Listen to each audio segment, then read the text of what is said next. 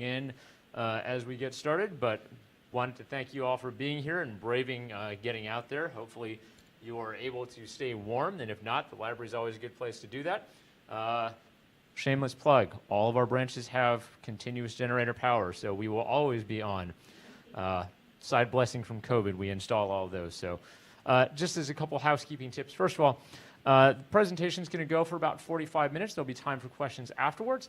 Second thing to note is that if you need a restroom, if you go out and then turn right on the left and right-hand sides of the doors, of the hallway, there are private bathrooms out there, so if you need to use that.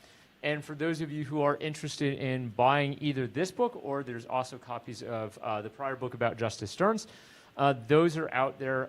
Literati Bookstore is selling those, so if you'd like to purchase a copy, you can do that.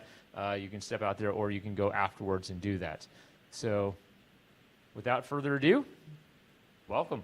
Thank you very much. Thank you. Well, I just want to start off by saying thank you for being here, because I know it's been really rough with the weather and the ice, and a lot of people are without power. And I guess I'll say, you know, if people are watching at home, I really appreciate you tuning in to be able to watch this and to listen, because you know, one of the wonderful things about COVID, I guess, the only wonderful thing, I don't know, is that we've become more used to using Zoom and things like that, and so it can be more accessible for people to just familiarize themselves with presentations like this. So, all right. So, the way I like to approach this particular topic is first, I'd like to address a little bit about how I went about writing the book, just a little bit, but some of the opportunities that are available if you do undertake a project like this, because I was given some advice once, and I said, the more projects you become involved with, the more doors it opens, the more opportunities it creates. And history can be fun. That's one of the things that I really kind of want to stress. So I was able to go on a couple of really nice trips. The neatest thing that I did was to go on a trip to Belgium. And this is because Eber Brock Ward's daughter married a prince from Belgium. She led a life of scandal. She was, do I dare say, Paris Hilton before there was Paris Hilton, because there's a little mystery, there's an intrigue with this story, and there's a little sex scandal as well. So my wife and I visited Chimay Castle, and we were actually able to meet the current princess of Chimay. She was 92 years old at the time, and Princess Elizabeth came down, and she was willing to spend some time with us. And I had a wonderful conversation with her, but it started off a little bit awkward, because I said, what can you tell us about Princess Clara, Eber Ward's daughter? And she looked at me and she said, oh, we don't talk about her. She was fast. She was pretty, but she was engaged in many scandals. And so that made me want to research Eber Ward and his daughter even more, and it confirmed a lot of things. And again, it's not every day that you get a chance to meet a princess. One of the other really neat opportunities or doors that were opened dealt with Blanc Island, or Blanc Island. It's near Mackinac Island in the Mackinac Straits. So Eber Brock Ward's father was the lighthouse keeper at Blanc Island. And Eber spent 2 years with his father while his dad was the lighthouse keeper. And so I wanted to visit the island just to see what it was like. And it's, I don't know if anybody here's ever been, but it's really rustic and it's awesome. It is so cool. So my wife and I went. It's nice to have a supportive partner, and I do have one that's very supportive. And so we went to the island, and we wanted to see the lighthouse. And on the left, you can see the trail that we had to take on our mountain bikes. And we started off on the trip, and we ran into someone, and we said, hey, we want to go to the lighthouse. And the gentleman that we spoke with was like, well, you know, that's private property, and it's really far out there, and I don't know if you should really go. And I said, yeah, but I'm writing this book, and I'm really excited about it, and I want to see. And he's like, really? And I told him all about Eber Ward, and he said, well, my great-grandmother was the lighthouse keeper there. And so what are the odds of that? And so he gave me some tips on how to get there. And so we had a nice conversation, and then we took off. And we were 20 minutes, 30 minutes, 45 minutes, and we were almost ready to turn around. And then we saw this sign that said private property. But we did walk around, and we were able to see it, and it was really neat to be able to go to a place where Eber had spent so much time, and it was very calming, and it was just a really neat opportunity. So I should probably talk about Eber Ward. The image here on the left is a physically large painting of Eber Brock. It's about 10 feet tall, and it's at the Detroit Historical Society. And when I saw this, I knew that this had to be on the cover of the book. It highlights many of the aspects of Eber's lifetime and his business.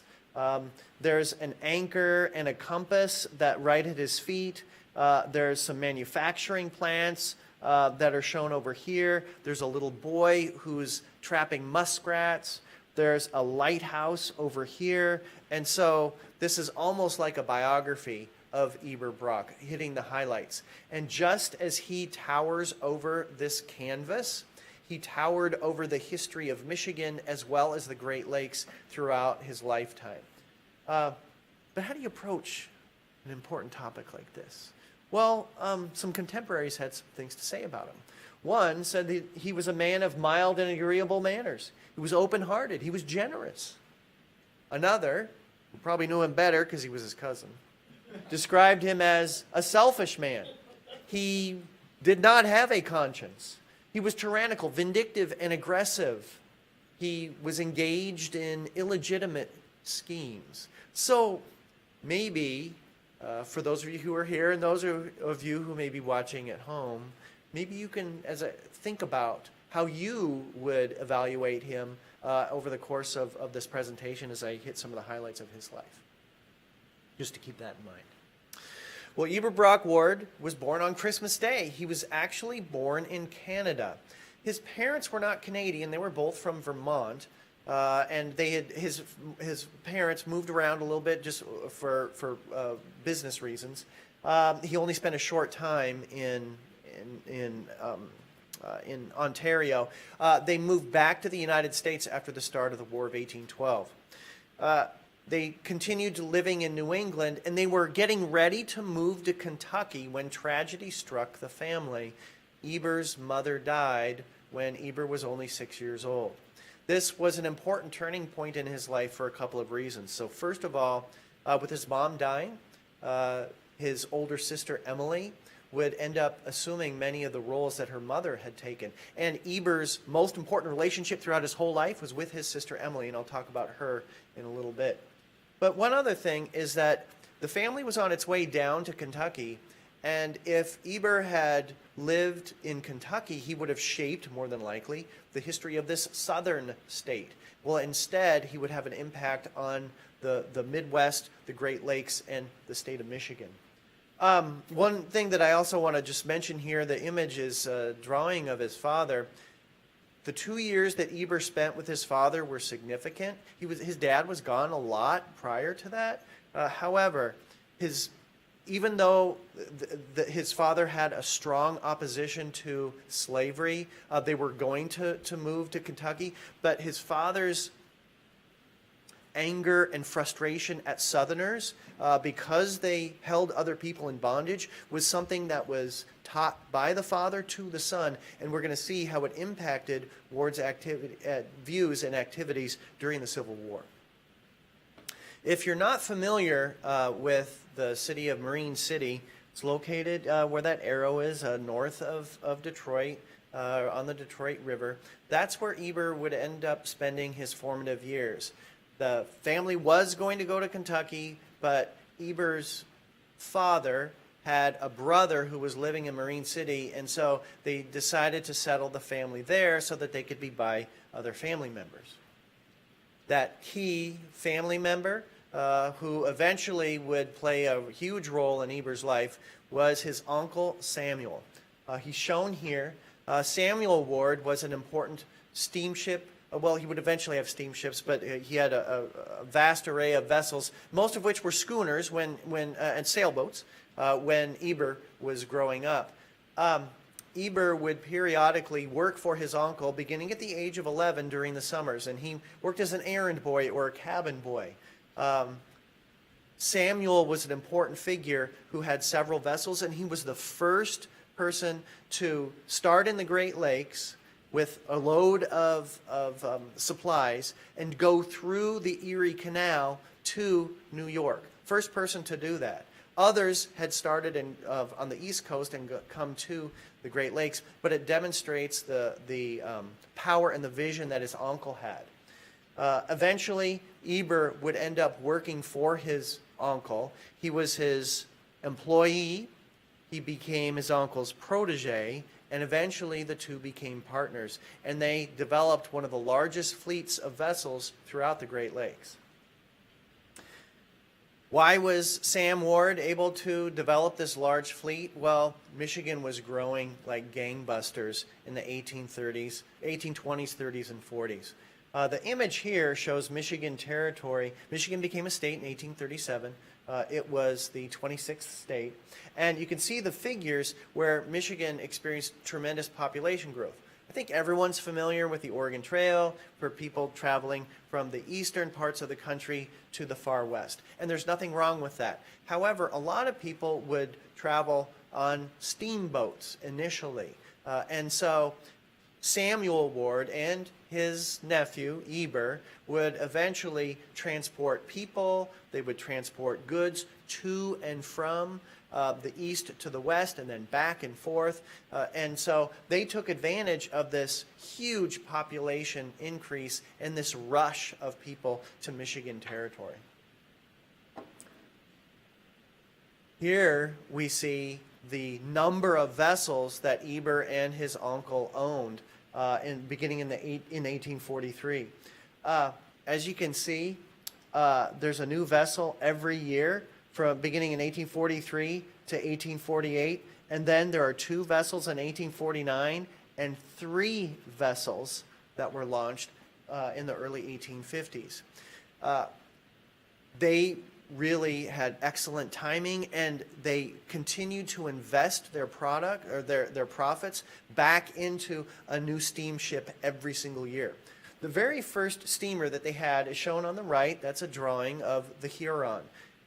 Samuel was probably content to continue with his schooners and to not invest the capital that was necessary to invest in a steamboat because they were so expensive. But Eber more than likely influenced his uncle to become a little bit more aggressive, and so that helped them just have the money or the capital in order to amass this huge fleet of vessels. How about Eber's private life? The image here shows possibly the oldest photograph that's taken and is still around in the state of Michigan. It's from 1842, and it's actually located close by here at the William Clements Library. It shows Eber with a book in his hand. He's a businessman, he's very confident, and he's ready to accomplish anything. And in addition to this book, okay, he's also got an image of a steamboat. So he's trying to portray a particular message to anyone who sees this. Oh, I'm a businessman. I'm in the steamboat industry, and well, you wouldn't want to mess with him, as we'll see here in a little bit. But he knew what his goal was for his career, and he's projecting that in this image. On the right, we see his wife. Her name is Polly, and she's representing the true image of what women were expected to portray at the time, motherhood. She was holding a baby in her lap. There's no other trappings in that photograph other than the child. And so she's trying to demonstrate that she's a nurturing mom. Eber and Polly married in 1837. Polly was actually Samuel Ward's niece. Now, Eber and Polly were cousins. I think they call that kissing cousins. Okay, no G in that one, right? So anyway, what happens? They were not related by blood. Okay. Samuel Ward's wife was named Elizabeth. Elizabeth had a sister, and her sister had some daughters, and her sister's husband died. And so Samuel and Elizabeth helped to raise Polly and her sisters. So Eber and Polly grew up together. They were cousins, but they were not, and they ended up married. And this was a very popular match at the time, but they were not related by blood. The two would be married for about 30 years. They would have 8 children, and 7 would reach adulthood. Back to Eber and Samuel. By the 1840s and 1850s, they had one of, if not the largest fleets of vessels operating on the Great Lakes. And notice here, the Reindeer was one of their boats. Not only did they have this large group of ships, they also had a huge warehouse where they would house a lot of the goods that were being transported to and from the Great Lakes. Samuel died in 1854, and he left the bulk of his estate to Eber. And so this demonstrates, Eber ended up inheriting a tremendous amount of money, to the tune of over $500,000. At least, those were just the joint holdings a couple of years before Samuel Ward's death. It's possible that everything that Samuel owned was worth as much as $1 million, probably a little bit less, but it's a little bit unclear as to exactly how much Eber inherited. Another nice thing that I was able to do, another door that was opened, was when I was doing research for the book, I spent a lot of time at the Detroit Public Library's Burton Collection. Any study of Eber Ward needs to begin there. That's where his papers are located.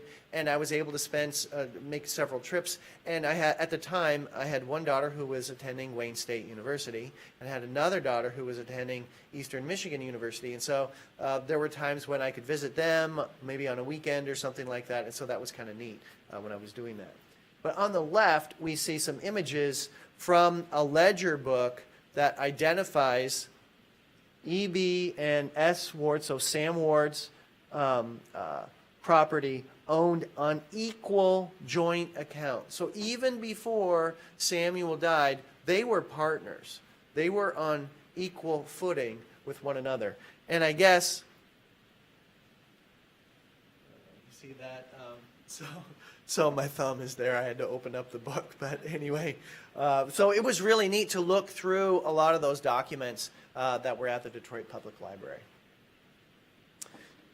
But he didn't stop there. Eber Ward didn't. Even before Samuel Ward died, Eber was looking to diversify. And so in 1853, he and a group of investors founded the Eureka Iron Company. That was located just outside of Detroit in Wyandotte, Michigan. This iron company produced a range of items largely for the railroad industry, but not exclusively for the railroad industry.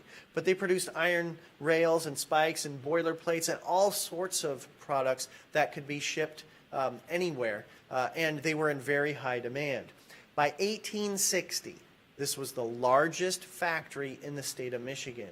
And so Eber was becoming not only a major player in the transportation industry, like with the steamboats and that, but in manufacturing as well. But he didn't stop there. He also founded facilities in 2 different states. In 1857, he founded the North Chicago Rolling Mill. And within a short period of time, he had over 500 employees, and he was consistently reinvesting the profits back into those businesses and always was adopting the most efficient techniques. And he founded another iron company in 1867, and this was in Milwaukee. So by 1850, Eber was living in Detroit. But he wasn't just a Michigan figure. He had this huge facility, largest factory in the state of Michigan, in Wyandotte, just south of Detroit, but he was also in Chicago, so he's in Illinois, and he's in Milwaukee. So he clearly was a Great Lakes figure, and in 1871, the Chicago Tribune called him the Iron King of the West. And so it's because he had all of these facilities that he was given this label. Possibly Ward's greatest contribution dealt with some of the new technologies that he employed at his facilities. Iron rails were used on railroads, but they would last maybe about 2 years or so. But steel rails could last 10 years, maybe even more, and often those had to be imported. Those had to be imported from England. They were produced in England using the Bessemer process. Well, Eber Ward was the first in the United States to employ the Bessemer method for producing steel. And so that's possibly his greatest contribution. However, he was a tough guy to work for. He was very controlling. He was ruthless with competitors, but he was also ruthless in his attempts to undermine unions. And so he wanted to control aspects of his employees' private lives. And so he wanted to make sure that they didn't drink alcohol. So if you were in company housing and if you were caught drinking alcohol, not only would you get kicked out of your home, you'd lose your job. In the lumber industry, where he also was engaged, we'll see here in a little bit, he took out advertisements and said, hey, you could work here for me, but if you get caught drinking, you're not going to get your paycheck and you're going to get fired. And so he really was ruthless in that way. And just for some of the words that he used, he considered unions to be wrong and tyrannical. And like, I'm a union member myself. I've been a union president at times. And so he really took a strong stance against unions. It was nothing new or nothing unique compared to many of the other industrialists, but those were his attitudes. But he didn't stop there. He was also involved in the railroad industry. He invested heavily in the Detroit and Milwaukee Railway, but then he expanded beyond that, and he became the president of the Flint and Pere Marquette Railroad. He served as president beginning in 1860 until he died in 1875. This was a land grant railroad. So the way those worked was that the state and the federal government wanted businesses to invest in the railroad because they recognized how important this industry was. And by the way, just a side note, the railroad industry was arguably the leading industry in the United States from the late 1850s throughout, to the, maybe even until close to 1900. And it impacted many aspects of the U.S. economy. Well, in order to encourage people to build the railroads, in this particular case, for every mile of track that the Flint and Pere Marquette laid, for every mile of track that it built, it would receive 6 square miles of land. Every mile of track, 6 square miles of property and land. In order to encourage the Flint and PM to continue the construction. These days, a lot of times a business or a community might want a business to come in, and they might say, hey, we'll give you a tax cut for the first 5 years that you operate, as long as you employ a certain amount of people and things like that. Back in this time period, it was free land. When the Transcontinental Railroad was built, for every mile of track that was constructed, it was 20 square miles of land that went to those companies. It started in Monroe, Michigan here, and slowly made its way across the state of Michigan, and the Flint and PM made it all the way to what is now Ludington in 1874. But Ward didn't stop there. Okay? Eber Ward was involved in the lumber industry. And beginning in the 1850s, he purchased maybe 70,000 acres of timbered property on either side of the Pere Marquette River. This was really valuable timbered land, And he was, by the early 1870s, he was ready to cut down those trees and to saw those logs into 2x4s and things like that for construction. But he had a problem. He needed a site for his sawmill. James Ludington, who's shown here, owned the property where Ward wanted to put his sawmill. And so Ward and Ludington engaged in a series of negotiations. There was a lot of correspondence between the two, but Ludington continued to drag his feet. And Ward started to get frustrated. So when James Ludington's lumber crews probably accidentally trespassed on Eber Ward's property, Eber Ward found out about it. But he didn't do anything. And he waited until James Ludington came to Detroit, because Detroit was Ward's town. And he had Ludington thrown into jail. Suddenly, James Ludington changed his mind, and he sold Ward the property that he wanted. And so eventually Ward would become the largest lumber baron in the area of West Michigan, in and around Ludington. There were a couple of important mills that he built. The image here is called the South Mill. And then, I don't know if anyone here's ever been to Ludington, but there were two facilities right in the city of Ludington. And within a very short period of time, he was the largest lumber baron there. And by the way, James Ludington, what happened to him? Well, after he was out of jail, he ended up probably suffering a stroke and maybe a nervous breakdown. He ended up convalescing in Arkansas, and he retired from public life as a result. Really, his career was destroyed as a result of that. How and why could he be so successful? Okay. Well, Ward employed vertical integration. He also reinvested his profits back into his companies time and time again. So he owned the property where the iron ore was located. He owned the vessels that transported that iron ore to his iron and steel mills, whether they were in Milwaukee, whether they were in Wyandotte, whether they were in Chicago. At those iron and steel mills, the products were turned into railroad rails and other products. Who purchased those railroad rails? His companies. He then, when he was engaged in the lumber industry, he owned the timbered property, he owned the sawmills. And then once the timbered, the logs were turned into lumber, then they could be shipped on his vessels, whether it was back to Chicago or maybe to Milwaukee or wherever. They could be transported on the ships or on the railroads. These were undertaken well before Andrew Carnegie, who's famous for employing vertical integration. And so Ward really was a forerunner with his business techniques.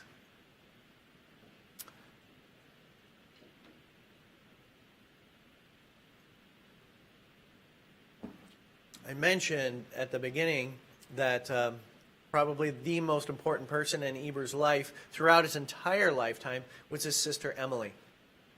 At the age of 9, she had tremendous responsibilities, and she took over a lot of the activities that her mother would have been responsible for. Emily never married. She was affectionately known by members of the community as Aunt Emily. She raised her sister's children because both of her sisters died young. One sister and her husband died young, and so Emily raised those orphans. Her other sister was married to a ship captain, and so he was gone a lot, and so Emily ended up raising those kids. And Eber paid the bills. And so that was kind of a symbiotic relationship there. But Emily's goal throughout her lifetime was to create a school for children because she really was dedicated to kids. And so she founded Newport Academy. The image here shows the building where Newport Academy was held. The building is still standing. Today, it houses the Marine City Pride and Heritage Museum. It's actually really cool. So it was the school, then it was maybe the post office, it was some other buildings. It's been moved once, but it was really a neat opportunity. It offered additional education for students in things like Latin and other foreign languages. Emily was very similar to her brother. Eber ran his businesses with an iron fist. Well, Emily did the same. So I just want to read. I want to make sure I get this right. So take these off. I'm not wearing my contacts today because they were just a little bit too old. So I don't need my cheaters.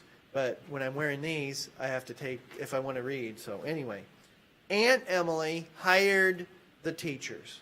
She was the principal. She was in charge of the schoolmaster. She was in charge of the schoolhouse and the pupils.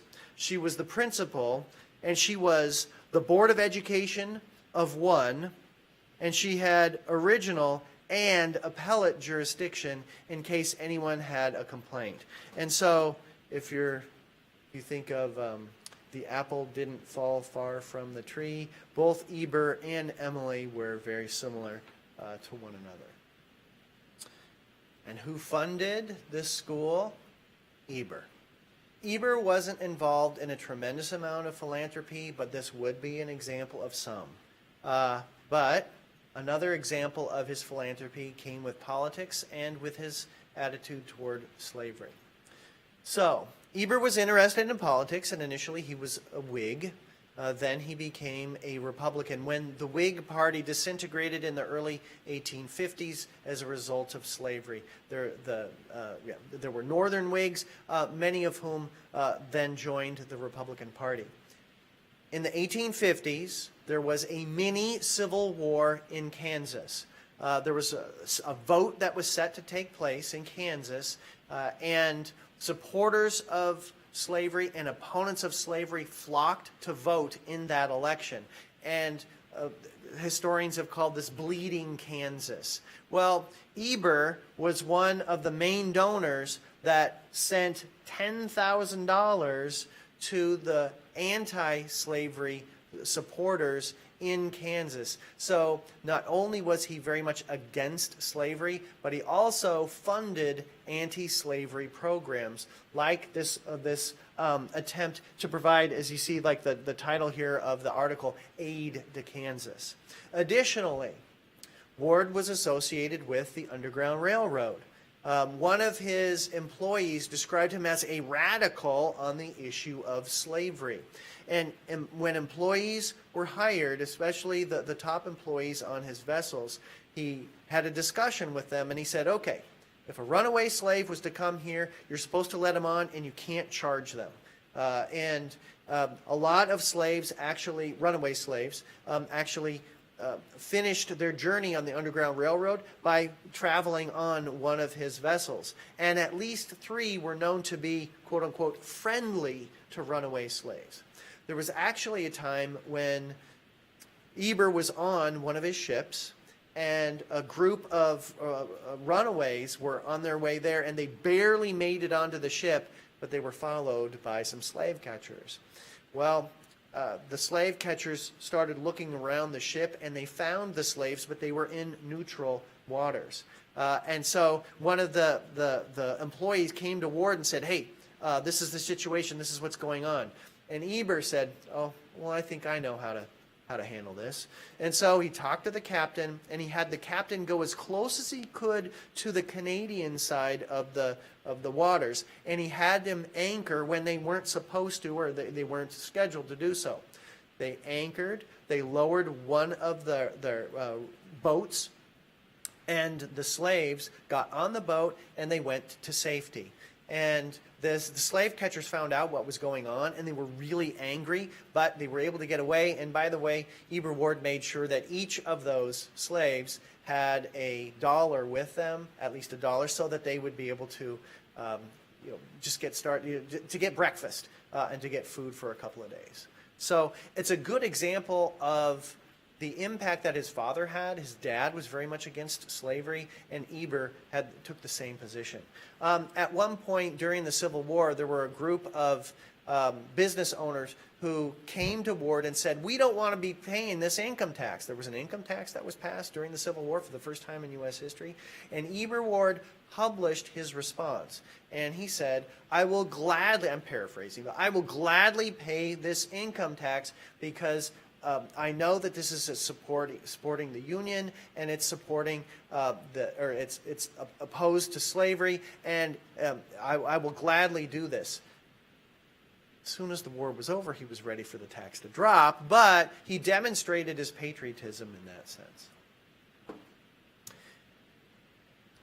It was interesting, if you look at Ward's correspondence, often in January, I don't know if this was more of like a New Year's resolution, but the shipping clearly was less stressful at that time, and so he would often write a reflective letter. And in the early 1850s, he wrote, money doesn't buy you happiness. And he was very critical of some nouveau riche, if I can say that, who had made a lot of money in the California gold rush. And he was actually highly critical of a woman and her husband who had furs and diamonds and things like that. And he made a comment, I just can't imagine how many people could have been fed with the money that could have been spent on these people, as opposed to these furs and the jewelry. Well, while he said that, he said one thing, and he worked tirelessly day in, day out. Do I dare say 365? In order to try to build an empire. And while he may have said that early on, eventually on the right you see the mansion that he had built, which demonstrates that he really had fallen into the trap of many of his other business moguls and contemporaries in that Gilded Age. Someone who knew Ward well described his family life as very unsatisfactory. Eber was married to Polly for 30 years. After 30 years of marriage and 8 children, he divorced her.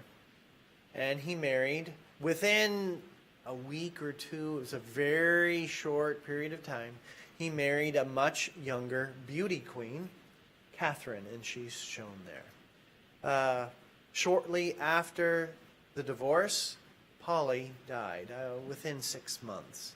And Eber and Polly had, 7 children who reached adulthood. They divorced, and eventually Eber and Catherine would have 2 children, Eber Jr. and Clara would become the princess.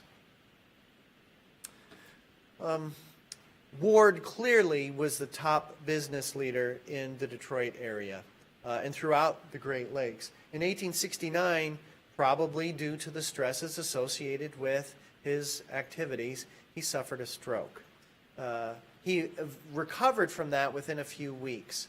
In 1873, we had an economic downturn. These days, if we have an economic problem, we might call it a recession, we might call it a depression, we might call it a financial crisis. Back in that time period, they called them panics. There was a panic of 1857, a panic of 1873, a panic of 1896. So there was a huge economic depression. And this added stress to Ward. What happened is that, among other things, is that, as one historian put it, the railroad industry was the key industry at the time. Well, there were too many rails trying to get too much business, or there just wasn't enough traffic for all the railroad tracks that were being built. And so when the railroad companies stopped building rails, that meant that they stopped purchasing the products that Eber Ward was producing. And so that added a lot of stress to him, and eventually, and just his whole outlook. And eventually he suffered a second stroke, and it was January 2nd of 1875. And he died shortly there. He died then. After Ward died, there was a big fight over the money. His estate was worth over $5 million, and the fight in this particular case was between the children of Eber's first marriage and Eber's second wife. And this was a knockdown, drag-out fight. On the upper left here, you see an advertisement, or an article, I should say, from the New York Times. And it's describing the chaos associated with this fight over Eber Brock Ward's will. There were newspaper accounts throughout the entire country that gave a blow-by-blow of what was going on during this trial. And among other things, Eber Ward was declared to be of unsound mind when he developed his will, because he was under the influence of his wife Catherine, and he was accused of being associated with spiritualism. Side note here, just to provide a little bit of context, spiritualism gained a lot of popularity in the United States in the 1850s, but particularly after the Civil War. Mary Todd Lincoln held seances at the White House. Harriet Beecher Stowe, the novelist, author of Uncle Tom's Cabin, she attended seances.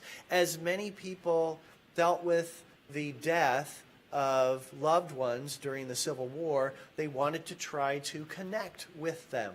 And think of this, there were a lot of new inventions, like the telegraph. You could transform information from one coast to another, and even, once the transatlantic cable was done, from one continent to another. There were photographs where you could take a picture of someone, and why not be able to speak with people who had already died? And so that's part of the reason. It was a fad, really, that I would say. And Eber Ward attended many seances. And so his children from his first marriage said, "Hey, Dad's crazy." And so this will that he developed, where he gives his second wife all this money, that should get thrown out. Eventually, after a year, there was initially a hung jury, but after a year, when the second trial was getting ready to start, they settled out of court, and eventually Catherine would receive the most valuable parts of Eber's estate. What did Catherine want to do? Well, she had plans for that daughter of hers. Catherine had a lot of money. So what she wanted to do was she wanted her daughter to marry royalty. And this was a trend in the United States among many wealthy individuals. They were called dollar princesses. These Americans had a lot of capital, they had a lot of money, and people, there were royal families or families with exclusive titles that maybe didn't have so much cash, and so the Americans provided the cash, and the prestige of that title was provided by European royalty. And so Clara ended up marrying a prince from Belgium. His name was Joseph, and they were married in 1890. And it was almost like a royal wedding. And there were people in the United States saying, "Oh, she's so beautiful. Isn't this wonderful? She has found her prince." Literally. I mean, if you think about it, all right. And people in Europe were like, "Oh, she's wonderful. This American, she didn't conform to many of the norms," and that was considered at the time to be refreshing. After a few years, not so much. But initially, it was considered to be refreshing. And they had this marriage. Everything seemed to be great. She ended up having 2 children. But a few years later, she left her prince for a Hungarian violinist. And so if there's a lot of times, if there's more people in the audience, I say you got to watch out for those musicians because they sometimes are very attractive. And so Clara turns her back on the high society, and she marries this prince. Or she marries this Hungarian violinist. And initially, it was a little unclear if she'd be able to have access to the family money. So she undertook a variety of things in order to earn money. In the middle here, we see her performing. She literally performed wearing bodysuits that simulated nudity. There's a reason why I mentioned Paris Hilton. There's no video, okay? However, a modern-day historian has described her as a paparazzi princess from the late 1800s. She would sometimes do this performance with Rigo playing his violin while she would just pose. And then she would pose another way, and she would pose another way. And during one of these performances, someone came in, someone from the audience yelled out, "Stop in the name of the law." And other audience members were like, "Wow, this is one of the best things ever." And what they didn't realize was that they literally did stop this performance because it was considered to be lewd. On the left, we see an advertisement for cigarettes. Clara sold her image to sell bicycles, cigarettes, and a range of different products. And her face was on postcards, lots of things. And it was very scandalous. On the right, you see the title of this article, which was highly critical of Clara. She's gone with a gypsy. What has she done with her life? So that's the sex scandal part of the book, I guess you could say. So the title of the book is The Forgotten Iron King. Why was he forgotten? Well, Ward had friends who were business leaders, but he also had many enemies. And he created those enemies because he was so harsh. If someone started to compete with him, he would do whatever he could to crush that competition. James Ludington found out the hard way in that case. The trial itself, it hurt his image because he was portrayed as someone who was just controlled by mystics and that he was kind of crazy, and so that hurt his image. Another thing, too, is that there was no one in his family to become his champion following his death. So Catherine, instead of trying to focus on maintaining her husband's legacy, instead she fought to get control over his estate. And the same was true with his children. They fought, and any energy that they had went toward trying to fight to get as much of that estate as they could. And then if there was anything left in the room that was taken up with Clara's exploits. So if you do visit Detroit's Elmwood Cemetery, which is a really neat cemetery, not very far from Lewis Cass's final resting place, would be E.B. Ward's family plot. Not only is Ward here, but Emily is buried here. Samuel Ward is buried here. Samuel Ward's wife is buried here, as well as Eber's first wife is buried here, and some of his children as well. So, I said at the beginning of the presentation, how should I approach him? There's a couple of different interpretations. Was he mild and agreeable, or was he tyrannical and vindictive? Maybe he was a little bit of both. In fact, I would argue it's hard to have someone who is simply black or white. All right, so what we can say here is that, yes, he was selfish. He was a horrible father. He was a horrible husband. He tried to control his employees' lives. He crushed his competitors. He had a huge ego. One thing I didn't mention was just some of the things that were when he engaged in some races on his steamboats with competitors. He could talk. We would say now he would talk trash, and he talked trash not on the basketball court like, well, Larry Bird did really effectively. Okay, but he would talk trash in the newspapers. And so, here we would see this, and that's a real negative side of him. However, he was close with his sister, funded her school, but maybe the most important thing was that on the key moral issue of his day, slavery, he was on the right side. And so, in that sense, I would say that Ward was on the right side of history. One last thing. So I mentioned before that I like to, there's opportunities and there's different things that you get to do if you open doors when you have a project. And so last December I was in Detroit and I did a presentation at the Detroit Historical Society, and I was actually able to see that huge painting of Eber Ward. And so it was just awesome to be able to see that. And, as you can tell there, it's pretty much life-size here. And so that was really neat. So that's my presentation about Eber Ward.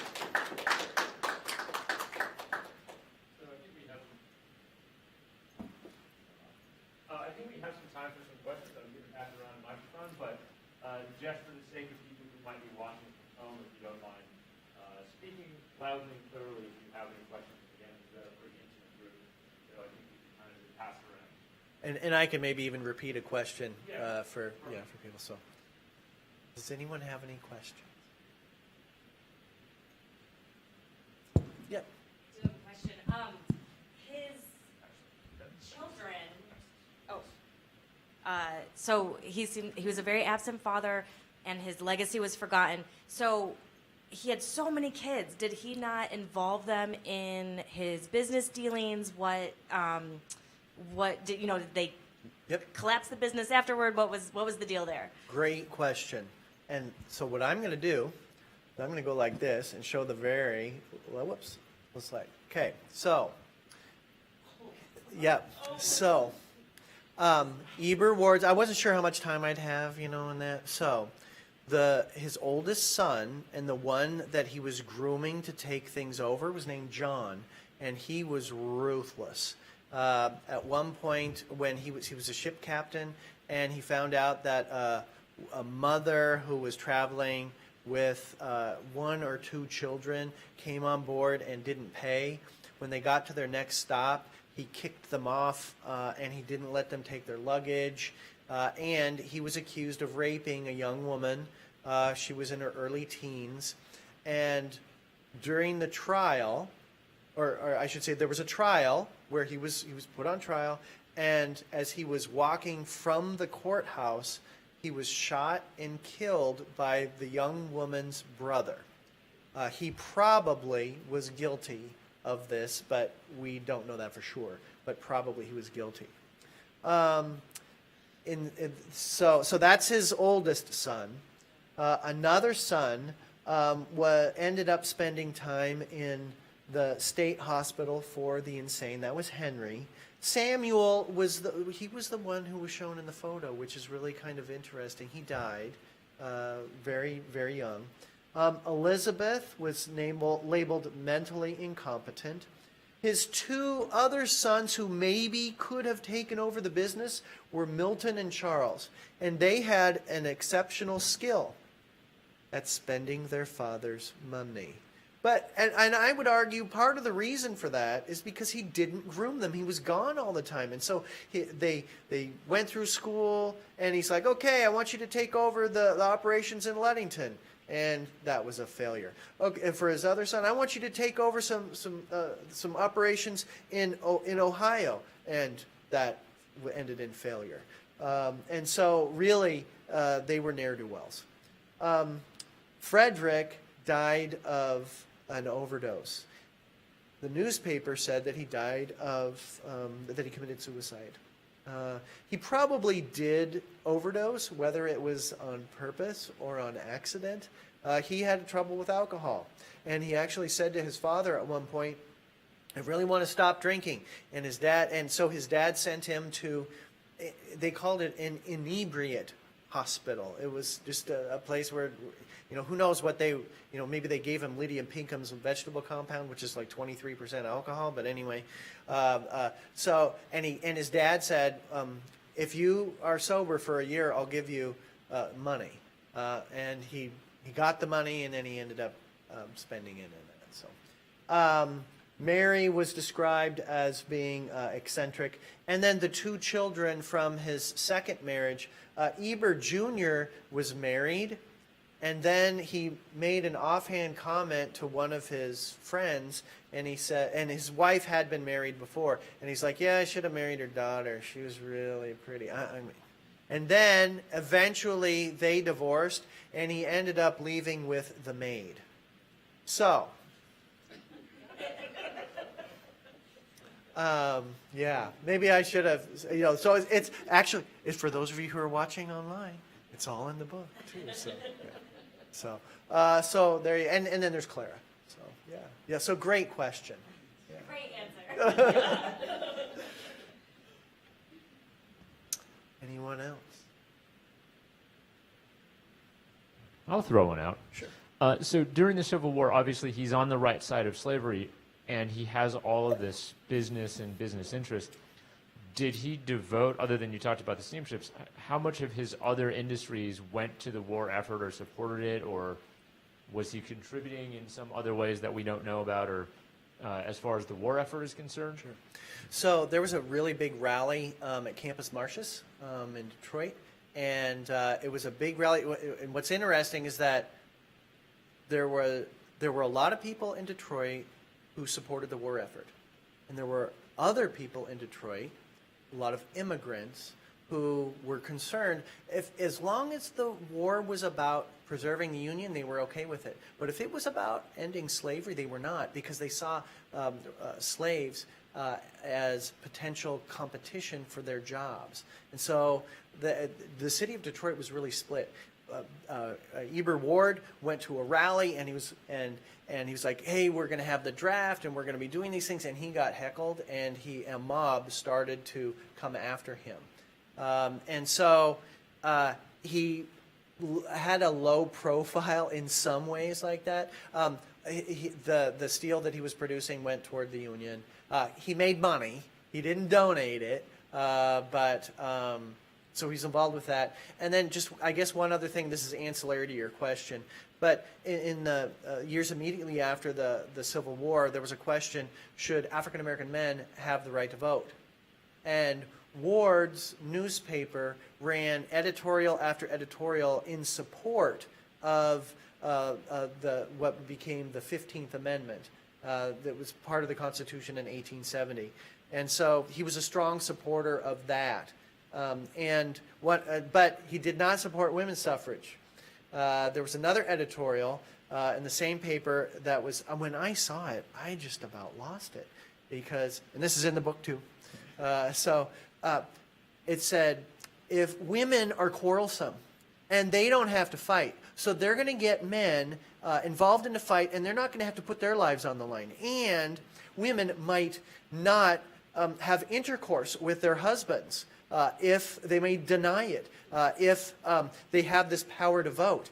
And so, that's when I read that, I said, "Oh, this is great. I have to include that."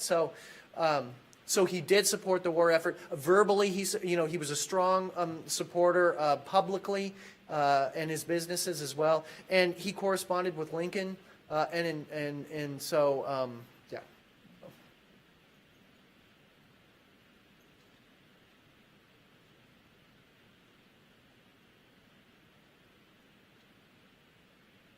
Well, I just really appreciate you taking the time to come out this evening, and for anyone who's watching, thank you so much.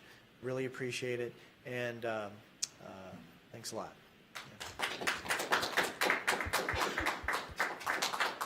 And again, on behalf of the Ann Arbor District Library, we appreciate you coming out here. If you are in this situation, unfortunately, where you don't have power, shameless plug, all of our branches are open 10 a.m. until 8 p.m. All of ours have backup generators, so regardless of what's going on, we still have power. So come on in, warm yourself up, plug your electronics, charge things up, and maybe check out a book or two and see what you can